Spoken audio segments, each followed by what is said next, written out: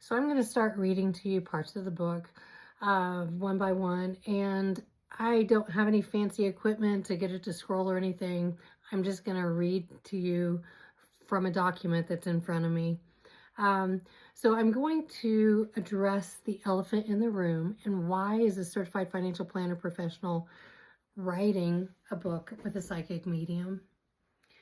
So I am a certified financial planner professional and an enrolled agent, which means I do financial planning with a focus on taxes. And yes, I'm writing this book about healing financial trauma with a psychic medium. That sentence would have freaked me out 10 years ago, writing a book with a psychic medium. After all, I grew up in a conservative state with a conservative family where being good meant that you are a registered Republican and you belong to a church. I was raised in one of the strictest religious organizations, and I felt like I was being taught that God was a man looking down from heaven, judging everything I did, looking for a reason to sentence me to eternal damnation. I was taught that I was the weaker sex and that I was to be submissive to men in authority, and especially my future husband. I was told to wear long skirts and to have long hair, for short hair and pants were for men only, that all non-Christians were going to hell, and this included Catholics because they prayed to other saints. I was taught that I was born a sinner from the moment I took my first breath, so I would spend my life searching for a way to get into heaven. Along with all this, I'm sure you guessed it, I was taught that psychic mediums got their gifts and abilities from the devil. As I grew older, I started questioning all these teachings.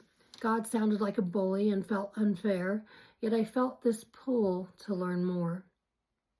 I truly felt that there was something spiritual out there, and I just couldn't figure out what it was. I felt there was some essence of God out there, but my upbringing twisted things around to the point of extracting the love and injecting manipulation. I grew to realize that through my experience as a teacher and raising two daughters, that my unconditional love for my children and my students, or that I had unconditional love for my kids and my students. No matter how they messed up, there was always a teaching or a learning moment to help them grow. I learned that what worked for one child didn't always work for another, and I had to adapt to guide them through the missteps, and not once did that affect my love for them. I often thought that if I could figure out how to love unconditionally, why couldn't this all-knowing, all-powerful God love unconditionally and allow for individuality? To me, casting people into hell was not unconditional love. That's when I started to question the teachings of organized religion. There even came a point where I questioned the existence of God, because people in my church were not all loving and kind. In fact, a lot of my abuse came from the hands of people who professed to be religious. It was during that time I met Melissa, a psychic medium and spiritual healer, at a women's networking event. She was an absolute ray of sunshine when she spoke. While my upbringing told me to stay away, that she was getting her power from the devil, my gut told me something completely different. I was drawn to her because the love that she exuded. She broke every stereotype I had made up, and though I was still skeptical that anyone truly had those types of powers, I had to reach out to her. My only true expectation was that she become a friend, and whatever else happened would be a cool experience. I remember the day that I had my first reading. Melissa greeted me with that same vibrant smile and warm, caring eyes. She started the session with a prayer to God, not to Satan.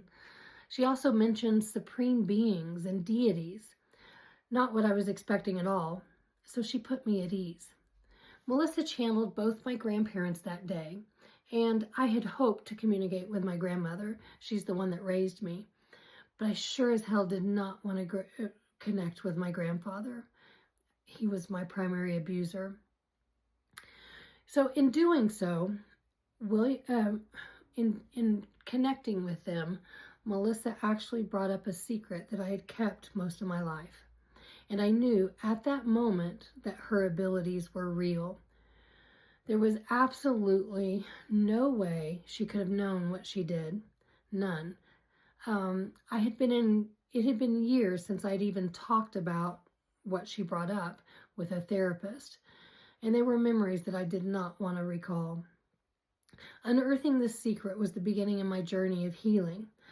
I started meeting with her regularly, and I can honestly say Melissa helped me heal parts of my past that 7 years of therapy or traditional therapy just couldn't. There was just so much brokenness and so much hurt.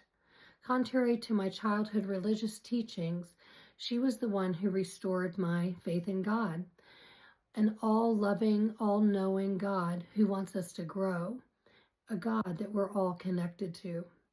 My experience with Melissa was transformational, and that's why I wanted to co-write this book with her.